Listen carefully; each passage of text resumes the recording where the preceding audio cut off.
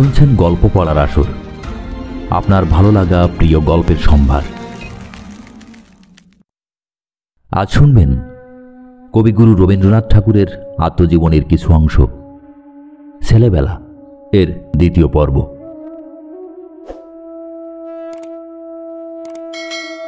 তখনকার কালের সঙ্গে এখনকার কালের তফাৎ ঘটেছে একথা স্পষ্ট বুঝতে পারি যখন দেখতে পাই আজকাল বাড়ির ছাদে না আছে মানুষের আনাগোনা, না আছে ভূত প্রেতের। পূর্বেই জানিয়েছি, অত্যন্ত বেশি লেখাপড়ার আবহাওয়ায় টিকতে না পেরে ব্রহ্মদৈত্য দিয়েছে দৌড়।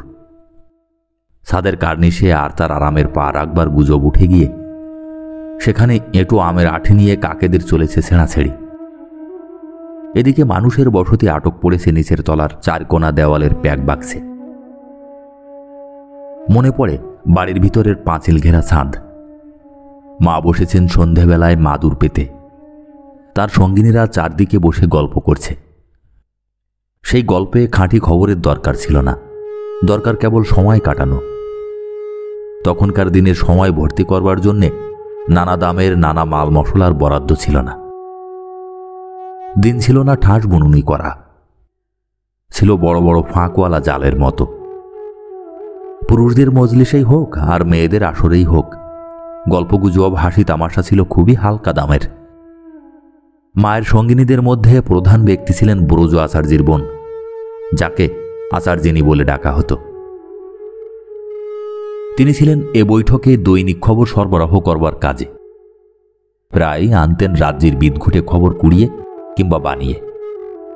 তাই নিয়ে গ্রহশান্তি সস্তায়নের হিসাব হতো খুব ফলাও খরচার। এই সভায় আমি মাঝে মাঝে টাটকা পুঁথি পড়া বিদ্যের আমদানি করেছি। শুনিয়েছি সূর্য পৃথিবীর থেকে 9 কোটি মাইল দূরে। ঋজুপাঠ দ্বিতীয় ভাগ থেকে স্বয়ং বাল্মীকি রামায়ণের টুকরো আউড়ে দিয়েছে অনুস্বার বিসর্গ শুদ্ধ। মা জানতেন না তার ছেলের উচ্চারণ কত খাঁটি, তবু তার বিদ্যের পাল্লা সূর্যের 9 কোটি মাইল রাস্তা পেরিয়ে গিয়ে তাকে তাক লাগিয়ে দিয়েছে। এসব শ্লোক স্বয়ং নারদমণি ছাড়া আর কারো মুখে শোনা যেতে পারে একথা কে জানত বলো? বাড়ি ভিতরের এই ছাদটা ছিল আগাগোড়া মেয়েদের দখলে। ভাঁড়ারের সঙ্গে ছিল তার বোঝাপড়া। ওখানে রোদ পড়ত পুরোপুরি, জারক নেবুকে দিত জ্বারিয়ে। ওইখানে মেয়েরা বসত পিতলের গামলা ভরা কলাই বাটা নিয়ে, টিপে টিপে টপ টপ করে বড়ি দিত চুল শুকোতে শুকোতে। দাসীরা বাসি কাপড় কেচে মেলে দিয়ে যেত রোদ্দুরে। তখন অনেকটা হালকা ছিল ধোবার কাজ। কাঁচা আম ফালি করে কেটে কেটে আমসে শুকোনো হতো। ছোট বড় নানা সাইজের নানা কাজ করা কালো পাথরের ছাঁচে আমের রস থাকে থাকে জমিয়ে তোলা হতো। রোদ খাওয়া সর্ষের তেলে মজে উঠত ইঁচড়ের আচার। কেয়াখয়ের তৈরি হতো সাবধানে। তার কথাটা আমার বেশি করে মনে রাখবার মানে আছে। যখন স্কুলের পণ্ডিত মশাই আমাকে জানিয়ে দিলেন আমাদের বাড়ি কেয়াখয়ের নাম তার শোনা আছে, অর্থ বুঝতে শক্ত ঠেকল না। যা তার শোনা আছে সেটা তার জানা চাই। তাই বাড়ির সুনাম বজায় রাখবার জন্য মাঝে মাঝে লুকিয়ে ছাদে উঠে দুটো একটা কেয়াখয়ের, কি বলবো, চুরি করতুম বলার চেয়ে বলা ভালো অপহরণ করতুম। কেননা রাজা মহারাজারাও দরকার হলে এমনকি না হলেও অপহরণ করে থাকেন, আর যারা চুরি করে তাদের জেলে পাঠান, শুলে চড়ান। শীতের কাঁচা রৌদ্রে ছাদে বসে গল্প করতে করতে কাক তাড়াবার আর সময় কাটাবার একটা দায় ছিল মেয়েদের। বাড়িতে আমি ছিলুম একমাত্র দেওর। বৌদিদির আমসত্ত্ব পাহারা, তাছাড়া আরও 5 রকম খুচরো কাজের সাথী। পড়ে শোনাতুম বঙ্গাধীপ ও পরাজয়। কখনো কখনো আমার উপরে ভার পড়ত জাতি দিয়ে সুপুরি কাটবার। খুব সরু করে সুপুরি কাটতে পারতুম। আমার অন্য কোনো গুণ যে ছিল সে কথা কিছুতেই বউ ঠাকুরুন মানতেন না। এমনকি চেহারারও খুঁত ধরে বিধাতার উপর রাগ ধরিয়ে দিতেন। কিন্তু আমার সুপুরি কাটা হাতের গুণ বাড়িয়ে বলতে মুখে বাধ্য না। তাতে সুপুরি কাটার কাজটা চলত খুব দৌড় বেগে। উস্কিয়ে দেবার লোক না থাকাতে শুরু করে সুপুরি কাটার কাজ অনেক দিন থেকে অন্য সরু কাজে লাগিয়েছি। ছাদে মেলে দেওয়া এইসব মেয়েলি কাজে পাড়া গাঁয়ের একটা স্বাদ ছিল। এই কাজগুলো সেই সময়কার যখন বাড়িতে ছিল ঢেঁকি শাল, যখন হতো নাড়ু কোটা, যখন দাসীরা সন্ধ্যাবেলায় বসে উরুতের উপর সলতে পাকাত, আর প্রতিবেশীর ঘরে ডাক পড়ত আটকৌড়ির নেমন্তন্নে। রূপকথা আজকাল ছেলেরা মেয়েদের মুখ থেকে শুনতে পায় না, নিজে নিজে পড়ে ছাপানো বই থেকে। আচার চাটনি এখন কিনে আনতে হয় নতুন বাজার থেকে, বোতলে ভরা, গালা দিয়ে ছিপিতে বন্ধ। পাড়াগাঁয়ের আরও একটি ছাপ ছিল চণ্ডী মণ্ডপে। ওইখানে গুরুমশায়ের পাঠশালা বসত। কেবল বাড়ির নয়, পাড়া প্রতিবেশীর ছেলেদেরও ওইখানেই বিদ্যে প্রথম আঁচড় পড়ত তালপাতায়। আমিও নিশ্চয়ই ওইখানেই সরেয়ার উপর দাগ বুলোতে আরম্ভ করেছিলুম। কিন্তু সরু লোকের সবচেয়ে দূরের গ্রহের মতো সেই শিশুকে মনে আনাওয়ালা কোনো দূরবীন দিয়েও তাকে দেখবার জো নেই। তারপরে বই পড়ার কথা প্রথম যা মনে পড়ে সে সন্ডা মার্ক মনির পাঠশালার বিষম ব্যাপার নিয়ে, আর হিরণ্যকশিপুর পেট চিরছে নৃসিংহ অবতার। বোধ করি শীষের ফলকে খোদাই করা তার একখানা ছবিও দেখেছি সেই বইয়ে। আর মনে পড়ছে কিছু কিছু চাণক্যের শ্লোক। আমার জীবনে বাইরের খোলা ছাদ ছিল প্রধান ছুটির দেশ। ছোট থেকে বড় বয়স পর্যন্ত আমার নানা রকমের দিন ওই ছাদে নানাভাবে বয়ে চলেছে। আমার পিতা যখন বাড়ি থাকতেন তার জায়গা ছিল তেতালার ঘরে। চিলেকোঠার আড়ালে দাঁড়িয়ে দূর থেকে কতদিন দেখেছি। সূর্য তখনও ওঠেনি, তিনি সাদা পাথরের মূর্তির মতো ছাদে চুপ করে বসে আছেন, কোলে দুটি হাত জোড় করা। মাঝে মাঝে তিনি অনেক দিনের জন্য চলে যেতেন পাহাড়ে পর্বতে।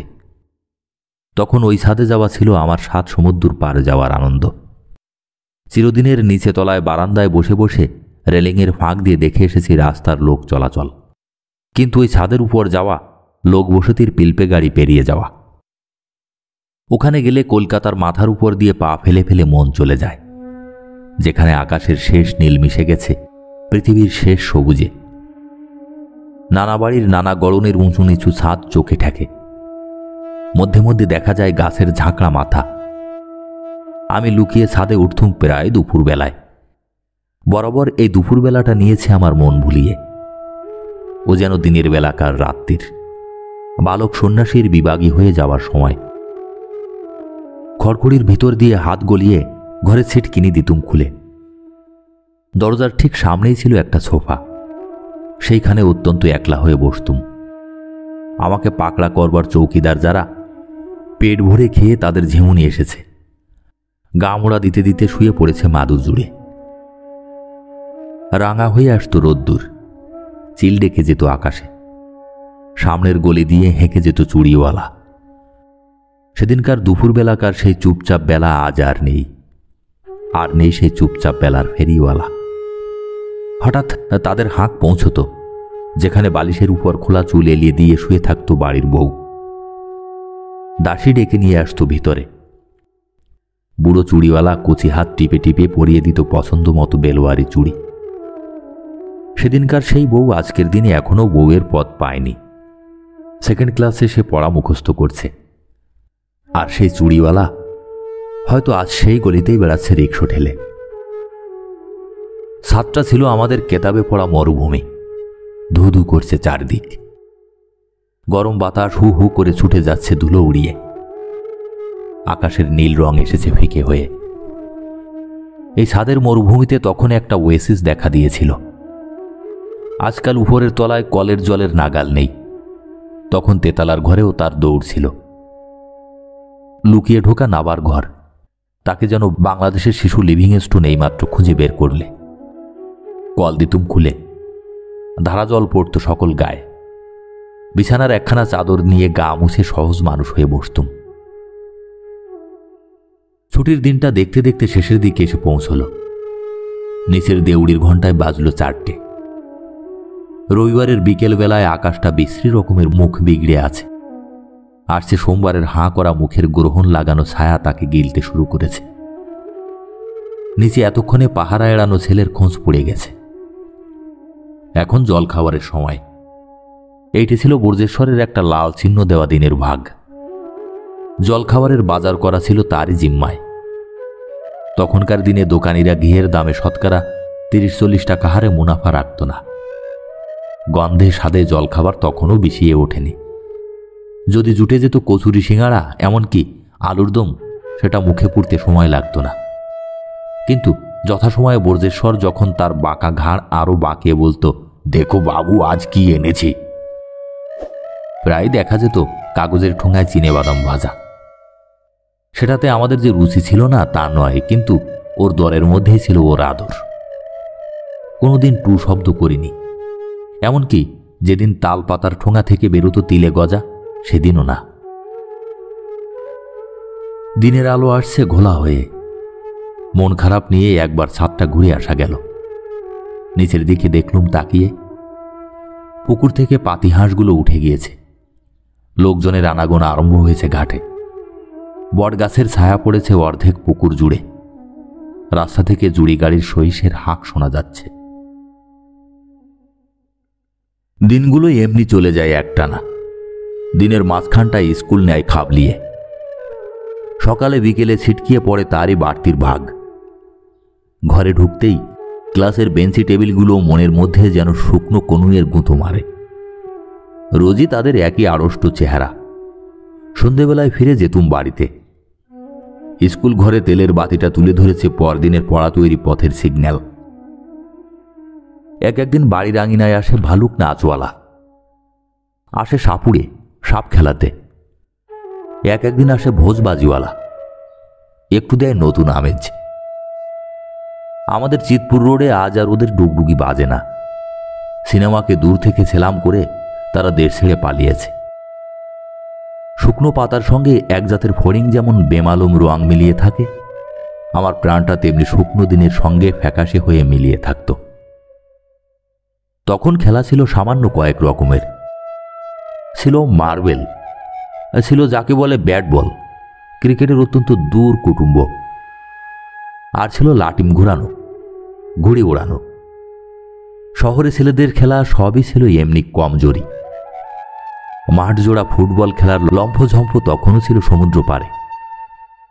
এমনি করে একই মাপের দিনগুলো শুকনো খুঁটির বেড়া পুঁতে চলেছিল আমাকে পাকে পাকে ঘিরে। এমন সময় একদিন বাজল সানাই, 12 আঁশুরে। বাড়িতে এলো নতুন বউ, কচি সামলা হাতে সরু সোনার চুড়ি। পলক ফেলতেই ফাঁক হয়ে গেল বেড়া। দেখা দিল চেনাশোনার বাহির সীমানা থেকে মায়াবী দেশের নতুন মানুষ। দূরে দূরে ঘুরে বেড়াই, সাহস হয় না কাছে আসতে। ও এসে বসেছে আদরের আসনে, আমি যে হেলা ফেলার ছেলে মানুষ। 2 মহলে বাড়ি তখন ভাগ করা। পুরুষরা থাকে বাইরে, মেয়েরা ভিতরের কোঠায়। নবাবী কায়দা তখনও চলে আসছে। মনে আছে দিদি বেড়াচ্ছিলেন ছাদের উপর নতুন বউকে পাশে নিয়ে। মনের কথা বলা বলি চলছিল। আমি কাছে যাওয়ার চেষ্টা করতেই এক ধমক। এ পাড়া যে ছেলেদের দাগ কাটা গণ্ডির বাইরের। আবার শুকনো মুখ করে ফিরতে হবে সেই স্যাতলা পড়া পুরনো দিনের আড়ালে। হঠাৎ দূর পাহাড় থেকে বর্ষার জল নেমে সাবেক বাঁধের তলা খাইয়ে দেয়। এবার তাই ঘটল। বাড়িতে নতুন আইন চালালেন কর্ত্রী। বউ ঠাকুরনের জায়গা হলো বাড়ির ভিতরে ছাদের লাগাও ঘরে। সেই ছাদে তাঁরই হলো পুরো দখল। পুতুলের বিয়েতে বোঝের পাতা পড়ত সেইখানে। নেমন্তন্নের দিনে প্রধান ব্যক্তি হয়ে উঠত এই ছেলে মানুষ। বউ ঠাকুরন রাঁধতে পারতেন ভালো, খাওয়াতে ভালোবাসতেন। এই খাওয়াবার শখ মেটাতে আমাকে হাজির পেতেন। স্কুল থেকে ফিরে এলেই তৈরি থাকতো তার আপন হাতের প্রসাদ।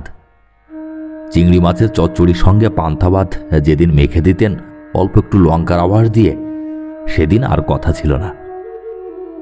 মাঝে মাঝে যখন আত্মীয় বাড়িতে যেতেন, ঘরের সামনে তার চটি জুতো জোড়া দেখতে পেতুম না। তখন রাগ করে ঘরের থেকে একটা কোনো দামি জিনিস লুকিয়ে রেখে ঝগড়ার পত্তন করতুম। বলতে হতো, তুমি গেলে তোমার ঘর সামলাবে কে? আমি কি চৌকিদার? তিনি রাগ দেখিয়ে বলতেন, তোমাকে আর ঘর সামলাতে হবে না, নিজের হাত সামলিও। একালের মেয়েদের হাসি পাবে। তারা বলবেন, নিজের ছাড়া সংসারে কি পরের দেওয়ার ছিল না কোনোখানে? কথাটা মানি। এখনকার কালের বয়স সকল দিকেই তখনকার থেকে হঠাৎ অনেক বেড়ে গিয়েছে। তখন বড় ছোট সবাই ছিল ছেলে মানুষ। এইবার আমার নির্জন বেদুইনি ছাদে শুরু হলো আর এক পালা। এলো মানুষের সঙ্গ। মানুষের স্নেহ। সেই পালা জমিয়ে দিলেন আমার জ্যোতি দাদা। ছাদের রাজ্যে নতুন হাওয়া বইল, নামল নতুন ঋতু। তখন পিতৃদেব জোড়া শাখায় বাড় ছেড়েছিলেন। জ্যোতিদাদা এসে বসলেন বাইরের তেতলার ঘরে। আমি একটু জায়গা নিলাম তারই একটি কোণে। অন্দরমহলের পর্দা রইল না। আজ এ কথা নতুন ঠেকবে না, কিন্তু তখন এত নতুন ছিল যে মেপে দেখলে তার থই পাওয়া যায় না। তারও অনেক কাল আগে, আমি তখন শিশু। মেজদাদা সিভিলিয়ন হয়ে দেশে ফিরেছেন। বোম্বাইয়ে প্রথম তার কাজে যোগ দিতে যাওয়ার সময় বাইরের লোকদের অবাক করে দিয়ে তাদের চোখের সামনে দিয়ে বউ ঠাকুরুনকে সঙ্গে নিয়ে গেলেন। বাড়ির বউকে পরিবারের মধ্যে না রেখে দূর বিদেশে নিয়ে যাওয়া, এই তো ছিল যথেষ্ট। তার উপরে যাবার পথে ঢাকাঢাকি নেই। এই যে হলো বিষম বেদস্তুর। আপন লোকদের মাথায় আকাশ ভেঙে পড়ল। বাইরে বেরোবার মতো কাপড় তখনও মেয়েদের মধ্যে চলতি হয়নি। এখন শাড়ি জামা নিয়ে যে সাজের চলন হয়েছে, তারই প্রথম শুরু করেছিলেন বউ ঠাকুরুন।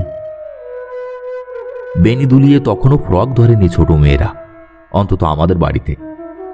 ছোটদের মধ্যে চলন ছিল পেশোয়াজের।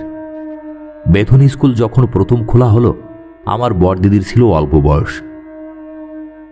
সেখানে মেয়েদের পড়াশোনার পথ সহজ করার প্রথম দলের ছিলেন তিনি। ধবধবে তার রং, এদেশে তার তুলনা পাওয়া যেত না। শুনেছি পালকিতে করে স্কুলে যাওয়ার সময় পেশোয়াজ পরা তাকে চুরি করা ইংরেজ মেয়ে মনে করে পুলিশে একবার ধরেছিল। আগেই বলেছি, সেকালে বড় ছোটর মধ্যে চলাচলের সাঁকোটা ছিল না। কিন্তু এই সকল পুরনো কায়দার ভিড়ের মধ্যে জ্যোতিদাদা এসেছিলেন নির্জলা নতুন মন নিয়ে। আমি তখন তার চেয়ে 12 বছরের ছোট। বয়সের এত দূর থেকে আমি যে তার চোখে পড়তুম, এই আশ্চর্য। আরও আশ্চর্য এই যে তার সঙ্গে আলাপে জ্যাঠামি বলে কখনো আমার মুখ চাপা দেননি। তাই কোনো কথা ভাবতে আমার সাহসে অকুলান হয়নি। আজ ছেলেদের মধ্যেই আমার বাস। 5 রকম কথা পারি, দেখি তাদের মুখ বোঝা। জিজ্ঞাসা করতে এদের বাধে।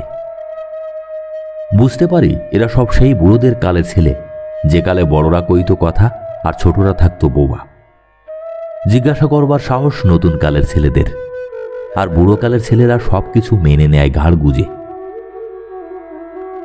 ছাদের ঘরে এলো পিয়ানো, আর এলো এ কালের বার্নিশ করা বউবাজারের আসবাব। বুকের ছাতি উঠল ফুলে।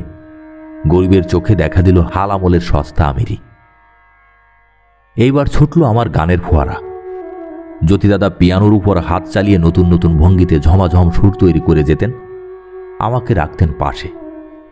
তখনই সেই ছুটে চলা সুরে কথা বসিয়ে বেঁধে রাখবার কাজ ছিল আমার। দিনের শেষে ছাদের উপর পড়ত মাদুর আর তাকিয়া। একটা রূপার রেকাবিতে বেলফুলের গোড়েমালা ভিজে রুমালে, পিরিচে 1 গ্লাস বরফ দেওয়া জল, আর বাটাতে ছাঁচি পান। বউ ঠাকুরুন গা ধুয়ে চুল বেঁধে তৈরি হয়ে বসতেন। গায়ে একখানা পাতলা চাদর উড়িয়ে আসতেন জ্যোতিদাদা। বেহালাতে লাগাতেন ছড়ি। আমি ধরতুম চড়া সুরের গান। গলায় যেটুকু সুর দিয়েছিলেন বিধাতা, তখনও তা ফিরিয়ে নেননি। সূর্য ডোবা আকাশে ছাদে ছাদে ছড়িয়ে যেত আমার গান। হু হু করে দক্ষিণে বাতাস উঠত দূর সমুদ্র থেকে। তারায় তারায় যেত আকাশ ভরে। ছাদটাকে বউ ঠাকুরুন একেবারে বাগান বানিয়ে তুলেছিলেন। পিলপের উপরে সারি সারি লম্বা পাম গাছ, আশেপাশে চামেলি, গন্ধরাজ, রজনীগন্ধা, করবী, দোলন চাপা। ছাদ জখমের কথা মনেই আনেননি। সবাই ছিলেন খেয়ালি। প্রায় আসতেন অক্ষয় চৌধুরী। তার গলায় সুর ছিল না সে কথা তিনিও জানতেন, অন্যেরা আরও বেশি জানত। কিন্তু তার গাওয়ার জেদ কিছুতে থামত না। বিশেষ করে বেহাগ রাগিনীতে ছিল তার শখ। চোখ বুজে গাইতেন। যারা শুনত তাদের মুখের ভাব দেখতে পেতেন না। হাতের কাছে আওয়াজওয়ালা কিছু পেলেই দাঁত দিয়ে ঠোঁট কামড়ে ধরে পটাপট শব্দে তাকেই বায়া তবলার বদলি করে নিতেন। মলার বাঁধানো বই থাকলে ভালোই চলত।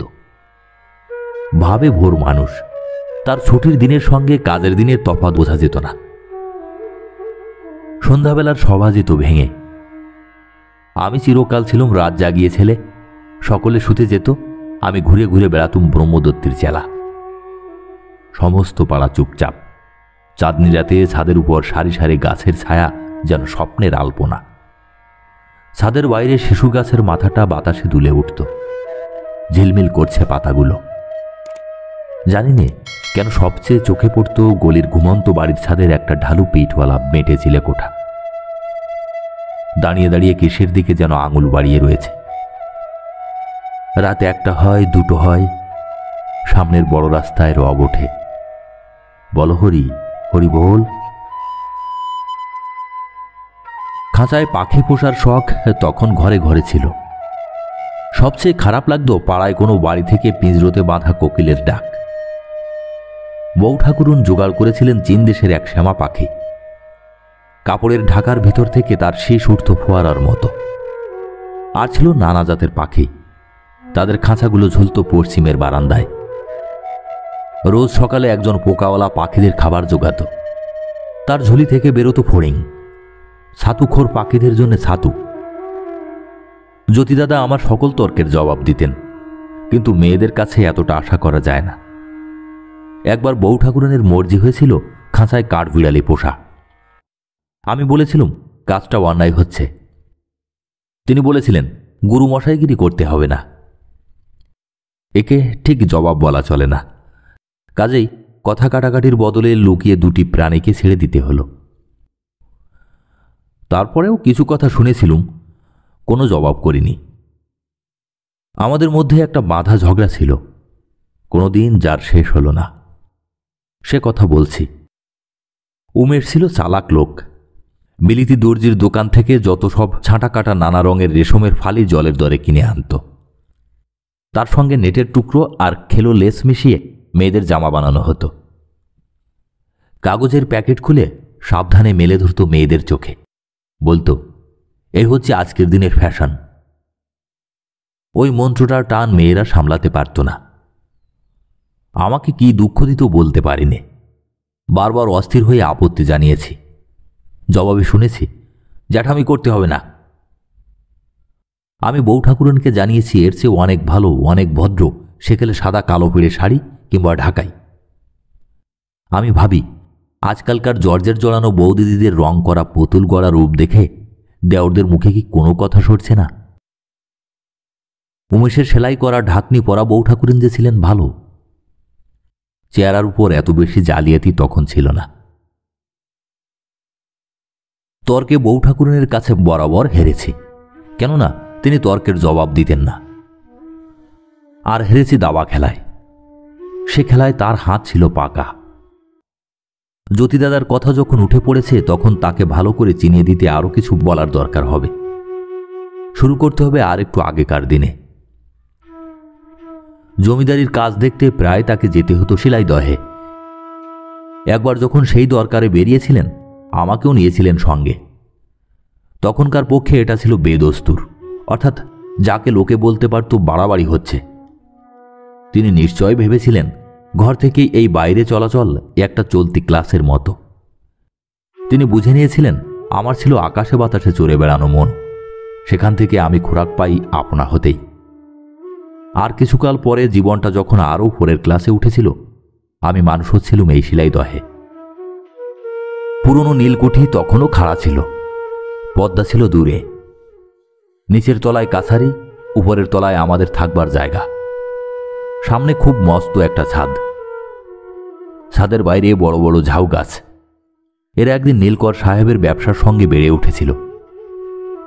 আজ কুঠিয়াল সাহেবের দরবার একেবারে থমথম করছে। কোথায় নীলকুঠির জমের দুধ সেই দেওয়ান, কোথায় লাঠি কাঁধে কোমর মাথা পেয়াদার দল, কোথায় লম্বা টেবিল পাতা থানার ঘর, যেখানে ঘোড়ায় চড়ে সদর থেকে সাহেবরা এসে রাতকে দিন করে দিত। ভোজের সঙ্গে চলত জুড়ি নৃত্যের ঘূর্ণিপাক, রক্তে ফুটতে থাকত শ্যাম্পেনের নেশা। হতভাগা রায়তদের দোহাই পাড়া কান্না উপরওয়ালাদের কানে পৌঁছত না। সদর জেলখানা পর্যন্ত তাদের শাসনের পথ লম্বা হয়ে চলত।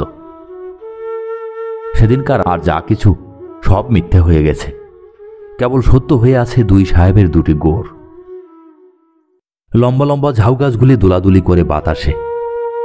আর সেদিনকার রায়তদের নাতি নাতনিরা কখনো কখনো দুপুর রাত্রে দেখতে পায় সাহেবের ভূত বেড়াচ্ছে নীলকুঠির পোড়ো বাগানে। একলা থাকার মন নিয়ে আছি।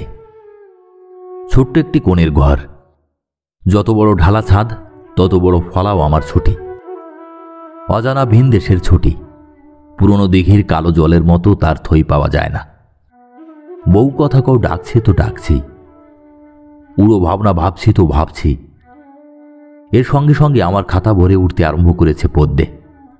সেগুলো যেন ঝরে পড়বার মুখে মাঘের প্রথম ফলনের আমের বোল। ঝরেও গেছে।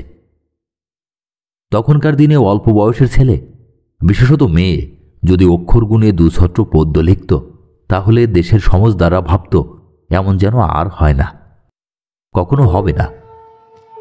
সেসব মেয়ে কবিদের নাম দেখেছি, কাগজে তাদের লেখাও বেরিয়েছে। তারপরে সেই অতি সাবধানে 14 অক্ষর বাঁচিয়ে লেখা ভালো ভালো কথা আর কাঁচা কাঁচা মিল চেয়ে গেল মিলিয়ে, অমনি তাদের সেই নাম মোছা পটে আজকালকার মেয়েদের সারি সারি নাম উঠছে ফুটে। ছেলেদের সাহস মেয়েদের চেয়ে অনেক কম, লজ্জাও অনেক বেশি। সেদিন ছোট বয়সের ছেলে কবি কবিতা লিখেছে মনে পড়ে না, এক আমি ছাড়া। আমার চেয়ে বয়সের বড় এক ভাগ্নে একদিন বাতলিয়ে দিলেন 14 অক্ষরের ছাদে কথা ঢাললে সেটা জমে ওঠে পদ্মে। স্বয়ং দেখলুম এই জাদুবিদদের ব্যাপার। আর হাতে হাতে সেই 14 অক্ষরের ছাদে পদ্মও ফুটল, এমনকি তার উপরে ভ্রমরও বসবার জায়গা পেল। কবিদের সঙ্গে আমার তফাৎ গেল ঘুচে। সে অবধি এই তফাৎ ঘুচিয়েই চলেছি। মনে আছে, ছাত্রবৃত্তির নিচের ক্লাসে যখন পড়ি, সুপারিনটেন্ডেন্ট গোবিন্দবাবু গুজব শুনলেন যে আমি কবিতা লিখি। আমাকে ফরমাশ করলেন লিখতে। ভাবলেন নর্মাল স্কুলের নাম উঠবে জল জ্বলিয়ে। লিখতে হলো, শোনাতেও হলো ক্লাসের ছেলেদের। শুনতে হলো যে এ লেখাটা নিশ্চয়ই চুরি। নিন্দুকরা জানতে পারেনি। তারপরে যখন শেয়ানা হয়েছি, তখন ভাব চুরিতে হাত পাকিয়েছি, কিন্তু এ চোরাই মালগুলো দামি জিনিস। মনে পড়ে পরে ত্রিপদীতে মিলিয়ে একবার একটা কবিতা বানিয়েছিলুম। তাতে এই দুঃখ জানিয়েছিলুম যে সাঁতার দিয়ে পদ্ম তুলতে গিয়ে নিজের হাতের ঢেউয়ে পদ্মটা সরে সরে যায়, তাকে ধরা যায় না। অক্ষয়বাবু তাঁর আত্মীয়দের বাড়িতে গিয়ে এই কবিতা শুনিয়ে বেড়ালেন। আত্মীয়রা বললেন ছেলেটির লেখবার হাত আছে। বউ ঠাকুরনের ব্যবহার ছিল উল্টো। কোনো কালে আমি যে লিখিয়ে হব এ তিনি কিছুতেই মানতেন না। কেবলই খোঁটা দিয়ে বলতেন কোনো কালে বিহারী চক্রবর্তীর মতো লিখতে পারবো না। আমি মনমরা হয়ে ভাবতুম তার চেয়ে অনেক নিচের ধাপের মার্কা যদি মিলত, তাহলে মেয়েদের সাজ নিয়ে তার খুদে দেওয়ার কবির অপছন্দ অমন করে উড়িয়ে দিতে তার বাধ্য। জ্যোতিদাদা ঘোড়ায় চড়তে ভালোবাসতেন। বউ ঠাকুরনকেও ঘোড়ায় চড়িয়ে চিতপুরের রাস্তা দিয়ে ইডেন গার্ডেনে বেড়াতে যেতেন। এমন ঘটনাও সেদিন ঘটেছিল। শিলাইদহে আমাকে দিলেন এক টাট্টু ঘোড়া। সে জন্তুটা কম দৌড়বাজ ছিল না। আমাকে পাঠিয়ে দিলেন রথতলার মাঠে ঘোড়া দৌড় করিয়ে আনতে। সেই এবড়ো থেবড়ো মাঠে পড়ি পড়ি করতে করতে ঘোড়া ছুটিয়ে আনতুম। আমি পড়ব না তার মনে এই জোর ছিল বলেই আমি পড়িনি।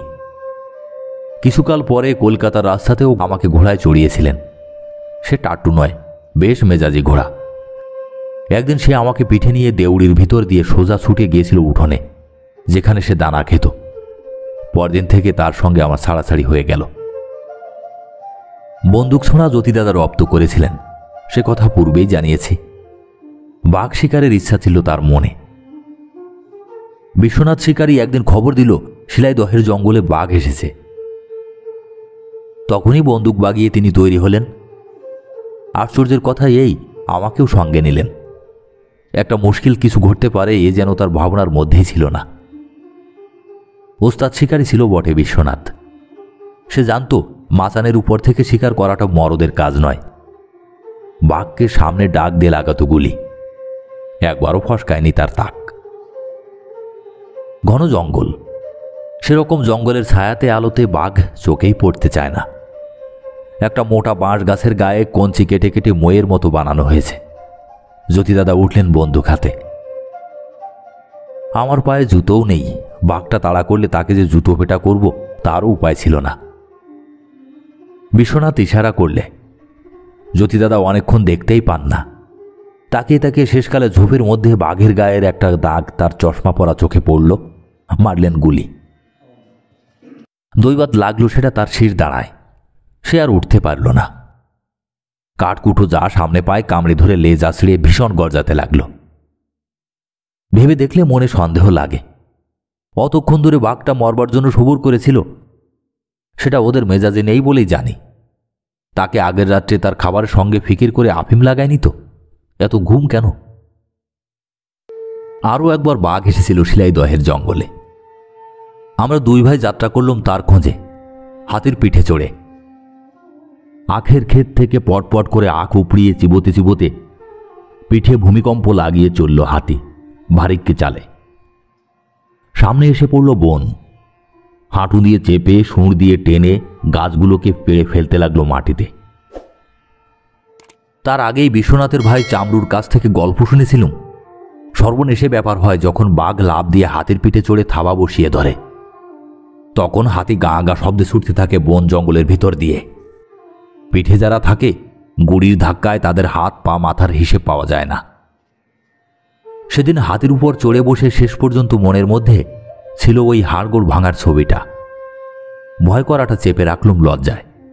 বেপরোয়া ভাব দেখিয়ে চাইতে লাগলুম এদিকে ওদিকে, যেন বাঘটাকে একবার দেখতে পেলে হয়। ঢুকে পড়ল হাতি ঘন জঙ্গলের মধ্যে। এক জায়গায় এসে থমকে দাঁড়ালো। মাহুত তাকে চেতিয়ে তুলবার চেষ্টাও করল না। দুই শিকারী প্রাণীর মধ্যে বাঘের পরেই তার বিশ্বাস ছিল বেশি। জ্যোতিদাদা বাঘটাকে ঘায়েল করে মরিয়া করে তুলবেন, নিশ্চয়ই এটাই ছিল তার সবচেয়ে ভাবনার কথা। হঠাৎ বাঘটা ঝোপের ভিতর থেকে দিল এক লাফ, যেন মেঘের ভিতর থেকে বেরিয়ে পড়ল একটা বজ্রওয়ালা ঝড়ের ঝাপটা।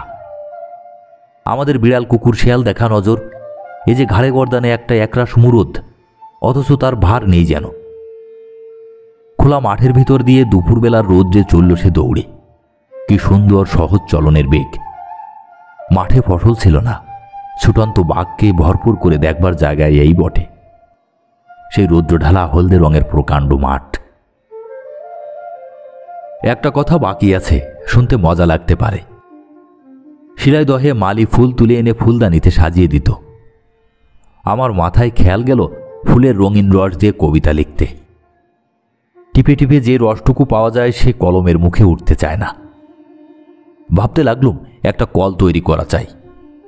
ছেঁদাওয়ালা একটা কাঠের বাটি আর তার উপরে ঘুরিয়ে ঘুরিয়ে চালাবার মতো একটা হামানদিস্তের নোড়া হলেই চলবে। সেটা ঘোরানো যাবে দড়িতে বাঁধা একটা চাকায়। জ্যোতিদাদাকে দরবার জানালুম। হয়তো মনে মনে তিনি হাসলেন, বাইরে সেটা ধরা পড়ল না। হুকুম করলেন। ছুতর এলো কাঠকোট নিয়ে। কল তৈরি হলো। ফুলে ভরা কাঠের বাটিতে দড়ি বাঁধা নোড়া যতই ঘোরাতে থাকি ফুল পিষে কাদা হয়ে যায়, রস বেরোয় না। জ্যোতিদাদা দেখলেন ফুলের রস আর কলের চাপে ছন্দ মিলল না। তবু আমার মুখের উপর হেসে উঠলেন না। জীবনে এই একবার ইঞ্জিনিয়ারি করতে নেমেছিলুম। যে যা নয় নিজেকে তাই যখন কেউ ভাবে, তার মাথা হেঁট করে দেবার এক দেবতা তৈরি থাকেন, শাস্ত্রে এমন কথা আছে। সেই দেবতা সেদিন আমার ইঞ্জিনিয়ারির দিকে কটাক্ষ করেছিলেন। তারপর থেকে যন্ত্রে হাত লাগানো আমার বন্ধ, এমনকি সেতারে এসরাজেও তার চড়ায়নি। জীবন স্মৃতিতে লিখেছি, ফ্লোটিলা কোম্পানির সঙ্গে পাল্লা দিয়ে বাংলাদেশের নদীতে স্বদেশী জাহাজ চালাতে গিয়ে কি করে জ্যোতিদাদা নিজেকে ফতুর করে দিলেন। বৌঠাকুরনের মৃত্যু হয়েছে তার আগেই। জ্যোতিদাদা তাঁর তেতলার বাসা ভেঙে চলে গেলেন। শেষকালে বাড়ি বানালেন রাঁচির এক পাহাড়ের উপর। এইবার তেতলা ঘরের আর এক পালা আরম্ভ হলো আমার সংসার নিয়ে। একদিন গোলাবাড়ি, পালকি আর তেতলার ছাদের খালি ঘরে আমার ছিল যেন বেদের বাসা, কখনো এখানে কখনো ওখানে। বৌঠাকুরুন এলেন, ছাদের ঘরে বাগান দেখা দিল। উপরের ঘরে এলো পিয়ানো। নতুন নতুন সুরের ফোয়ারা ছুটল। পূর্ব দিকের চিলেকোঠার ছায়ায় জ্যোতিদাদার কফি খাওয়ার সরঞ্জাম হতো সকালে। সেই সময় পড়ে শোনাতেন তার কোনো একটা নতুন নাটকের প্রথম খসড়া। তার মধ্যে কখনো কখনো কিছু জুড়ে দেবার জন্য আমাকেও ডাক পড়ত, আমার অত্যন্ত কাঁচা হাতের লাইনের জন্যে। ক্রমে রোদ এগিয়ে আসত।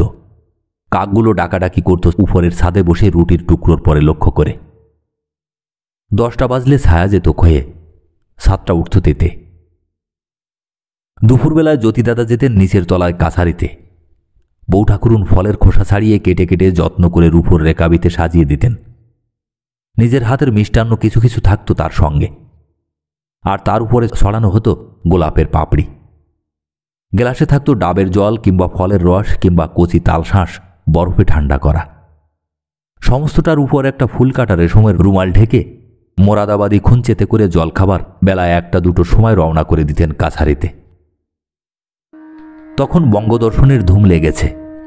সূর্যমুখী আর কুন্দনন্দিনী আপন লোকের মতো আনাগোনা করছে ঘরে ঘরে। কি হলো, কি হবে, দেশশুদ্ধ সবার এই ভাবনা। বঙ্গদর্শন এলে পাড়ায় দুপুরবেলায় কারও ঘুম থাকত না। আমার সুবিধে ছিল, কাড়াকাড়ি করবার দরকার হতো না, কেননা আমার একটা গুণ ছিল, আমি ভালো করে পড়ে শোনাতে পারতুম। আপন মনে পড়ার চেয়ে আমার পড়া শুনতে বউ ঠাকুরুন ভালোবাসতেন। তখন বিজলি পাখা ছিল না। পড়তে পড়তে বউ ঠাকুরুনের হাত পাখার হাওয়ার একটা ভাগ আমি আদায় করে নিতুম। মাঝে মাঝে জ্যোতিদাদা যেতেন হাওয়া বদল করতে গঙ্গার ধারের বাগানে। বিলিতি সওদাগরি ছোঁয়া লেগে গঙ্গার ধার তখনও জাত খোয়ায়নি, মুষড়ে যায়নি তার দুই ধারে পাখির বাসা।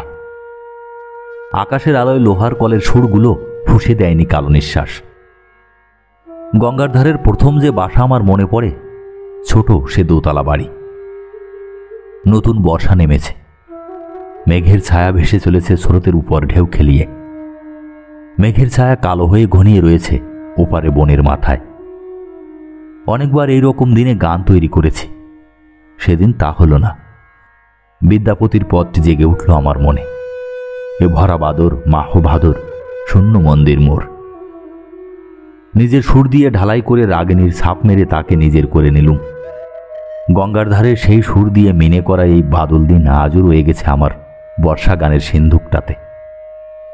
মনে পড়ে থেকে থেকে বাতাসের ঝাপটা লাগত গাছগুলোর মাথার উপর। ঝুটোপুটি বেঁধে গেছে ডালপালায়। ডিঙি নৌকোগুলো সাদা পাল তুলে হাওয়ার মুখে ঝুঁকে পড়ে ছুটেছে। ঢেউগুলো ঝাঁপ দিয়ে ঝপঝপ শব্দে পড়ছে ঘাটের উপর। বউ ঠাকুরুন ফিরে এলেন, গান শোনালুম তাকে। ভালো লাগলো বলেননি, চুপ করে শুনলেন। তখন আমার বয়স হবে 16 কি 17। যা তা তর্ক নিয়ে কথা কাটাকাটি তখনও চলে, কিন্তু ঝাঁজ কমে গিয়েছে। তার কিছুদিন পরে বাসা বদল করা হলো মোরান সাহেবের বাগানে। সেটা রাজবাড়ি বললেই হয়। রঙিন কাঁচের জানালা দেওয়া উঁচু নিচু ঘর, মার্বেল পাথরে বাঁধা মেঝে, ধাপে ধাপে গঙ্গার উপর থেকেই সিঁড়ি উঠেছে লম্বা বারান্দায়। ওইখানে রাত জাগবার ঘোর লাগতো আমার মনে। সে সাবরমতী নদীর ধারের পায়চারির সঙ্গে এখানকার পায়চারির তাল মেলানো চলত। সে বাগান আজ আর নেই। লোহার দাঁত কড়মড়িয়ে তাকে গিলে ফেলেছে ডান্ডির কারখানা। ওই মোরান বাগানের কথায় মনে পড়ে একদিন রান্নার আয়োজন বকুল গাছতলায়। সে রান্নায় মশলা বেশি ছিল না, ছিল হাতের গুণ। মনে পড়ে পৈতের সময় বউ ঠাকুরুন আমাদের 2 ভাইয়ের হব্বি সান্ন রেঁধে দিতেন। তাতে পড়ত গাওয়া ঘি। ওই 3 দিন তার স্বাদে, তার গন্ধে মুগ্ধ করে রেখেছিল লোভীদের।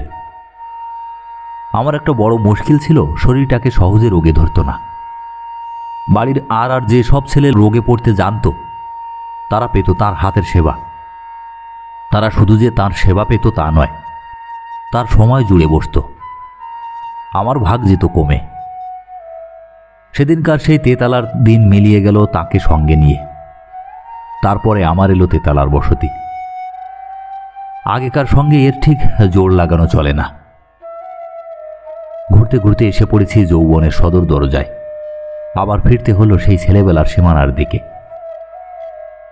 এবার 16 বছর বয়সের হিসাব দিতে হচ্ছে।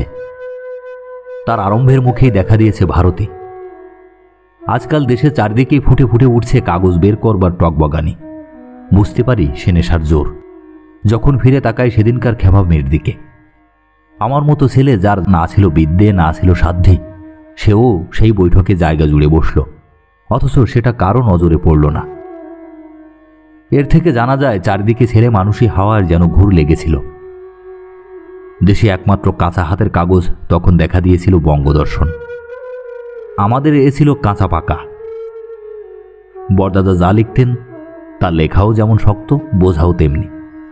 আর তারই মধ্যে আমি লিখে বসলুম এক গল্প। সেটা যে কি বকুনির বিনুনি নিজে তার যাচাই করবার বয়স ছিল না।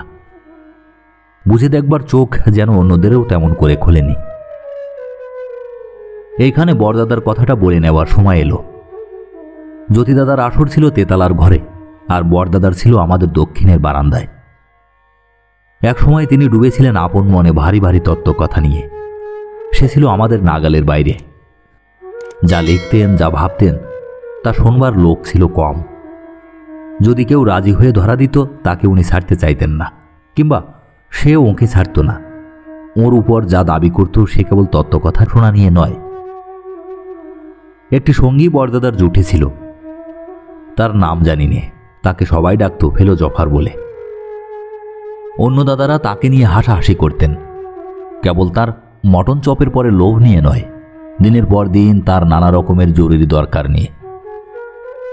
দর্শনশাস্ত্র ছাড়া বড়দাদার শখ ছিল সঙ্গীতের সমস্যা বানানো। অঙ্ক চিহ্নওয়ালা পাতাগুলো দক্ষিণে হাওয়ায় উড়ে বেড়াত বারান্দাময়। বড়দাদা গান গাইতে পারতেন না। বিলিতি বাঁশি বাজাতেন, কিন্তু সে গানের জন্যে নয়, অঙ্ক দিয়ে এক এক রাগিনীতে গানের সুর মেপে নেবার জন্যে। তারপরে এক সময় ধরিলেন স্বপ্ন প্রয়াণ লিখতে। তার গোড়ায় শুরু হলো ছন্দ বানানো। সংস্কৃত ভাষার ধ্বনিকে বাংলা ভাষার ধ্বনির বাটখারায় ওজন করে করে সাজিয়ে তুললেন। তার অনেকগুলো রেখেছেন, অনেকগুলি রাখেননি, ছেঁড়া পাতায় ছড়াছড়ি গেছে। তারপরে কাব্য লিখতে লাগলেন। যত লিখে রাখতেন তার চেয়ে ফেলে দিতেন অনেক বেশি। যা লিখতেন তা সহজে পছন্দ হতো না। তার সেই সব ফেলা ছড়া লাইনগুলো কুড়িয়ে রাখবার মতো বুদ্ধি আমাদের ছিল না। যেমন যেমন লিখতেন শুনিয়ে যেতেন, শুনবার লোক জমত তার চারদিকে। আমরা বাড়ি শুদ্ধ সবাই মেতে গিয়েছিলাম এই কাব্যের রসে। পড়ার মাঝে মাঝে উচ্চ হাসি উঠত উতলিয়ে। তার হাসি ছিল আকাশ ভরা। সেই হাসির ঝোঁকের মাথায় কেউ যদি তার হাতের কাছে থাকত, তাকে চাপিয়ে অস্থির করে তুলতেন। জোড়াসাঁকোর বাড়ির প্রাণের একটি ঝর্ণা তলা ছিল এই দক্ষিণের বারান্দা। শুকিয়ে গেল এর স্রোত। বড়দাদা চলে গেলেন শান্তিনিকেতন আশ্রমে। আমার কেবল মাঝে মাঝে মনে পড়ে ওই বারান্দার সামনেকার বাগানে মন কেমন করা শরতের রোদ্দুর ছড়িয়ে পড়েছে। আমি নতুন গান তৈরি করে গাচ্ছি। আজি শরৎ তপনে প্রভাত স্বপনে কি জানি পরাণ কি যে চায়। আর মনে আসি একটি তপ্তদিনের ঝাঁঝা দুই প্রহরের গান। হেলা ফেলা সারা বেলা একই খেলা আপন শনে।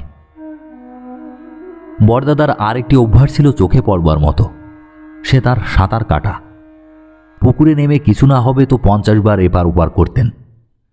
পেনেটির বাগানে যখন ছিলেন তখন গঙ্গা পেরিয়ে চলে যেতেন অনেক দূর পর্যন্ত। তার দেখা দেখি সাঁতার আমরাও শিখেছি ছেলেবেলা থেকে। শেখা শুরু করেছিলাম নিজে নিজেই। পায়জামা ভিজিয়ে নিয়ে টেনে টেনে ভরে তুলতুম বাতাসে। জলে নামলে সেটা কোমরের চারদিকে হাওয়ার কোমর বন্ধের মতো ফুলে উঠত। তারপরে আর ডুববার জো থাকত না। বড় বয়সে যখন সেলাই দহের চরে থাকতুম, তখন একবার সাঁতার দিয়ে পদ্মা পেরিয়েছিলাম। কথাটা শুনতে যতটা তাক লাগানো, আসলে ততটা নয়। মাঝে মাঝে চড়া পড়া সেই পদ্মার টান ছিল না তাকে সমীহ করবার মতো। তবু ডাঙার লোকের কাছে ভয় লাগানো গল্পটা শুনবার মতো বটে। শুনিয়েওছি অনেকবার। ছেলেবেলায় যখন গিয়েছি ডালহৌসি পাহাড়ে, পিতৃদেব আমাকে একা একা ঘুরে বেড়ানো কখনো মানা করেননি।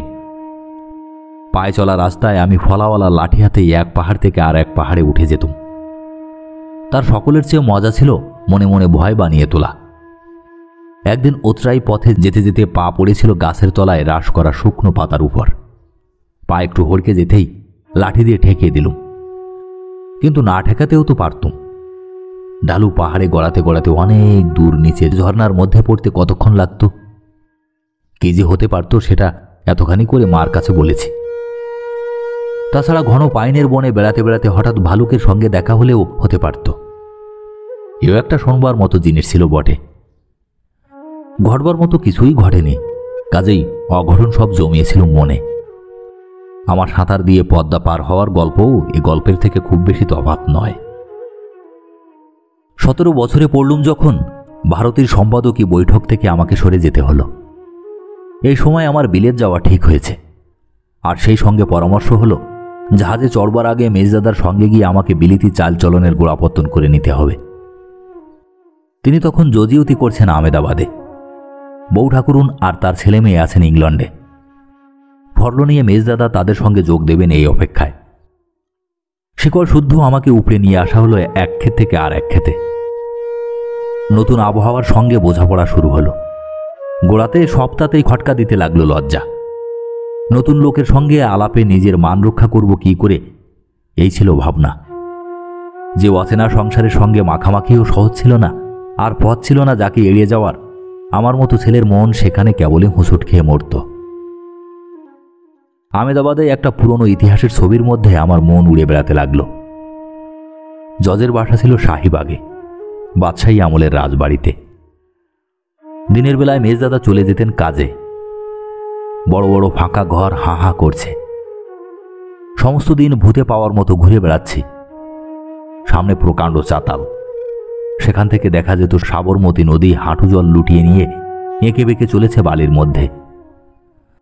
চাতালটার কোথাও কোথাও চৌবাচ্চার পাথরের গাঁথনিতে যেন খবর জমা হয়ে আছে বেগমদের স্নানের আমেরিয়ানার। কলকাতায় আমরা মানুষ, সেখানে ইতিহাসের মাথা তোলা চেহারা কোথাও দেখিনি।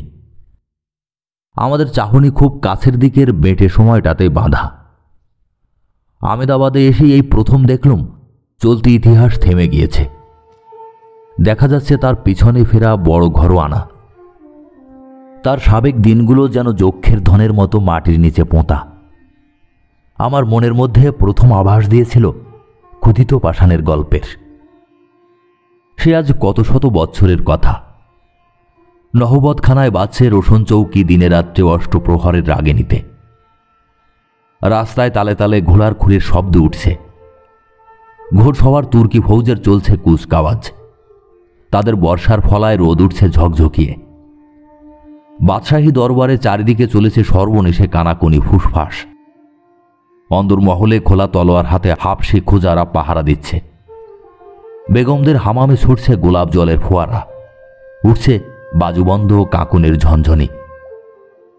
আজ স্থির দাঁড়িয়ে শাহিবাগ, ভুলে যাওয়া গল্পের মতো। তার চারদিকে কোথাও নেই সেই রং, নেই সেই সব ধ্বনি। শুকনো দিন, রস ফুরিয়ে যাওয়া রাত্রি। পুরনো ইতিহাস ছিল তার হাড়গুলো বের করে। তার মাথার খুলিটা আছে, মুকুট নেই। তার উপরে খোলস মুখোশ পরিয়েই একটা পুরোপুরি মূর্তি মনের জাদুঘরে সাজিয়ে তুলতে পেরেছি, তা বললে বেশি বলা হবে। চালচিত্তির খাড়া করে একটা খসড়া মনের সামনে দাঁড় করিয়েছিলুম। সেটা আমার খেয়ালেরই খেয়াল না। কিছু মনে থাকে, অনেকখানি ভুলে যাই বলে এই রকম জোড়াতাড়া দেওয়া সহজ হয়। 80 বছর পরে এসে নিজেরই যে একখানা রূপ সামনে আজ দেখা দিয়েছে, আসলের সঙ্গে তার সবটা লাইনে লাইনে মেলে না। অনেকখানি যেন মন গড়া। এখানে কিছুদিন থাকার পর মেজদাদা মনে করলেন বিদেশকে যারা দেশের রস দিতে পারে, সেই রকম মেয়েদের সঙ্গে আমাকে মিলিয়ে দিতে পারলে হয়তো ঘর ছাড়া মন আরাম পাবে। ইংরেজি ভাষা শেখবারও সেই হবে সহজ উপায়। তাই কিছুদিনের জন্য বোম্বাইয়ের কোনো গৃহস্থ ঘরে আমি বাসা নিয়েছিলুম। সেই বাড়ির কোনো একটি এখনকার কালের পড়াশুনোওয়ালা মেয়ে ঝকঝকে করে মেজে এনেছিলেন তার শিক্ষা বিলেত থেকে। আমার বিদ্যে সামান্যই, আমাকে হেলা করলে দোষ দেওয়া যেতে পারত না। তা করেননি। পুঁথিগত বিদ্যা ফলাবার মতো পুঁজি ছিল না। তাই সুবিধে পেলে জানিয়ে দিতুম যে কবিতা লেখবার হাত আছে আমার। আদর আদায় করবার ওই ছিল আমার সবচেয়ে বড় মূলধন। যার কাছে নিজের এই কবিয়ানার জানান দিয়েছিলেন, তিনি সেটাকে মেপে জুখে নেননি, মেনে নিয়েছিলেন। কবির কাছ থেকে একটা ডাক নাম চাইলেন, দিলেম জুগিয়ে। সেটা ভালো লাগলো তার কানে। ইচ্ছে করেছিলাম সেই নামটি আমার কবিতার ছন্দে জড়িয়ে দিতে। বেঁধে দিলুম সেটাকে কাব্যের গাঁথনিতে। শুনলেন সেটা ভোরবেলাকার ভৈরবীর সুরে। বললেন, কবি, তোমার গান শুনলে আমি বোধ হয় আমার মরণ দিনের থেকেও প্রাণ পেয়ে জেগে উঠতে পারি। এর থেকে বোঝা যাবে মেয়েরা যাকে আদর জানাতে চায় তার কথা একটু মধু মিশিয়ে বাড়িয়েই বলে, সেটা খুশি ছড়িয়ে দেবার জন্যেই। মনে পড়ছে তার মুখেই প্রথম শুনেছিলুম আমার চেহারার তারিফ। সেই বাহবায় অনেক সময় গুণপানা থাকত। যেমন একবার আমাকে বিশেষ করে বলেছিলেন, একটা কথা আমার রাখতেই হবে, তুমি কোনোদিন দাড়ি রেখো না, তোমার মুখের সীমানা যেন কিছুতেই ঢাকা না পড়ে। তার এই কথা আজ পর্যন্ত রাখা হয়নি, সে কথা সকলেরই জানা আছে। আমার মুখে অবাধ্যতা প্রকাশ পাবার পূর্বেই তার মৃত্যু হয়েছিল। আমাদের ওই বট গাছটাতে কোনো কোনো বছরে হঠাৎ বিদেশি পাখি এসে বাসা বাঁধে। তাদের ডানার নাচ চিনে নিতে নিতেই দেখে তারা চলে গেছে। তারা অজানা সুর নিয়ে আসে দূরের বন থেকে। তেমনি জীবনযাত্রার মাঝে মাঝে জগতের অচেনা মহল থেকে আসে আপন মানুষের দ্যুতি। হৃদয়ের দখলের সীমানা বড় করে দিয়ে চলে যায়, না ডাকতেই আসে। শেষকালে একদিন ডেকে ডেকে আর পাওয়া যায় না। চলে যেতে যেতে বেঁচে থাকবার চাদরটার উপরে ফুলকাটা কাজের পাড় বসিয়ে দেয়, বরাবরের মতো দিনরাত্রির দাম দিয়ে যায় বাড়িয়ে। যে মূর্তিকার আমাকে বানিয়ে তুলেছেন তার হাতের প্রথম কাজ বাংলাদেশের মাটি দিয়ে তৈরি। একটা চেহারার প্রথম আদল দেখা দিল, সেটাকেই বলি ছেলেবেলা। সেটাতে মিশল বেশি নেই, তার মাল মশলা নিজের মধ্যেই জমা ছিল, আর কিছু কিছু ছিল ঘরের হাওয়া আর ঘরের লোকের হাতে। অনেক সময় এইখানেই গড়নের কাজ থেমে যায়। এর উপরে লেখাপড়া শিক্ষার কারখানা ঘরে যাদের বিশেষ রকম গড়ন পিটেন ঘটে তারা বাজারে বিশেষ মার্কার দাম পায়। আমি দৈবক্রমে ওই কারখানা ঘরের প্রায় সমস্তটাই এড়িয়ে গিয়েছিলাম। মাস্টার পণ্ডিত যাদের বিশেষ করে রাখা হয়েছিল তারা আমাকে তরিয়ে দেওয়ার কাজে হাল ছেড়ে দিয়েছিলেন। জ্ঞানচন্দ্র ভট্টাচার্য মশাই ছিলেন আনন্দচন্দ্র বেদান্ত বাগীশ মশাইয়ের পুত্র, বিএ পাশ করা। তিনি বুঝে নিয়েছিলেন লেখাপড়া শেখার বাঁধা রাস্তায় এ ছেলেকে চালানো যাবে না। মুশকিল এই যে পাশ করা ভদ্রলোকের ছাঁচে ছেলেদের ঢালাই করতেই হবে, এ কথাটা তখনকার দিনের মুরব্বীরা তেমন জোরের সঙ্গে ভাবেননি। সেকালে কলেজে বিদ্যার একই বেড়াজালে ধনী অধনী সকলকেই টেনে আনবার তাগিদ ছিল না। আমাদের বংশে তখন ধন ছিল না, কিন্তু নাম ছিল, তাই রীতিটা টিকে গিয়েছিল। লেখাপড়ার গরজটা ছিল ঢিলে। ছাত্রবৃত্তির নিচের ক্লাস থেকে একসময় আমাদের চালান করা হয়েছিল ডিক্রুজ সাহেবের বেঙ্গল একাডেমিতে। আর কিছু না হোক, ভদ্রতা রক্ষার মতো ইংরেজি বচন সড়গড় হবে, অভিভাবকদের এই ছিল আশা। ল্যাটিন শেখার ক্লাসে আমি ছিলাম বোবা আর কালা। সকল রকম এক্সারসাইজের খাতাই থাকতো বিধবার থান কাপড়ের মতো আগাগোড়াই সাদা। আমার পড়া না করবার অদ্ভুত জেদ দেখে ক্লাসের মাস্টার ডিক্রুজ সাহেবের কাছে নালিশ করেছিলেন। ডিক্রুজ বুঝিয়ে দিয়েছিলেন পড়াশোনা করবার জন্য আমরা জন্মাইনি, মাসে মাসে মাইনে চুকিয়ে দেবার জন্যই পৃথিবীতে আমাদের আশা। জ্ঞানবাবু কতকটা সেই রকমই ঠিক করেছিলেন, কিন্তু এরই মধ্যে তিনি একটা পথ কেটেছিলেন। আমাকে আগাগোড়া মুখস্থ করিয়ে দিলেন কুমার সম্ভব। ঘরে বন্ধ রেখে আমাকে দিয়ে ম্যাকবেথ তর্জমা করিয়ে নিলেন। এদিকে রাম সর্বস্ব পণ্ডিত মশাই পড়িয়ে দিলেন শকুন্তলা। ক্লাসের পড়ার বাইরে আমাকে দিয়েছিলেন ছেড়ে, কিছু ফল পেয়েছিলেন। আমার ছেলে বয়সের মন গড়বার এই ছিল মাল মশলা, আর ছিল বাংলা বই যা তা, তার বাছ বিচার ছিল না। উঠলুম বিলেতে গিয়ে। জীবন গঠনে আরম্ভ হলো বিদেশি কারিগরি, কেমিস্ট্রিতে যাকে বলে যৌগিক বস্তুর সৃষ্টি। এর মধ্যে ভাগ্যের খেলায় এই দেখতে পাই যে গেলুম রীতিমতো নিয়মে কিছু বিদ্যা শিখে নিতে। কিছু কিছু চেষ্টা হতে লাগলো, কিন্তু হয়ে উঠল না। মেজ বৌঠান ছিলেন, ছিল তার ছেলে মেয়ে, জড়িয়ে রইলুম আপন ঘরের জালে। স্কুল মহলের আশেপাশে ঘুরেছি, বাড়িতে মাস্টার পড়িয়েছেন, দিয়েছি ফাঁকি। যেটুকু আদায় করেছি সেটা মানুষের কাছাকাছি থাকার পাওনা। নানা দিক থেকে বিলেতের আবহাওয়ার কাজ চলতে লাগলো মনের উপরে।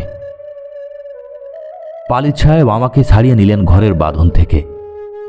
একটি ডাক্তারের বাড়িতে বাসা নিলুম। তারা আমাকে ভুলিয়ে দিলেন যে বিদেশে এসেছি। মিসেস স্কট আমাকে যে স্নেহ করতেন সে একেবারে খাঁটি। আমার জন্য সকল সময়ই মায়ের মতো ভাবনা ছিল তার মনে। আমি তখন লন্ডন ইউনিভার্সিটিতে ভর্তি হয়েছি। ইংরেজি সাহিত্য পড়াচ্ছেন হেনরি মরলি। সে তো পড়ার বই থেকে চালান দেওয়া শুকনো মাল নয়, সাহিত্য তার মনে, তার গলার সুরে প্রাণ পেয়ে উঠত। আমাদের সেই মরমে পৌঁছত যেখানে প্রাণ চায় আপন খোরাক। মাঝখানে রসের কিছুই লোকসান হতো না।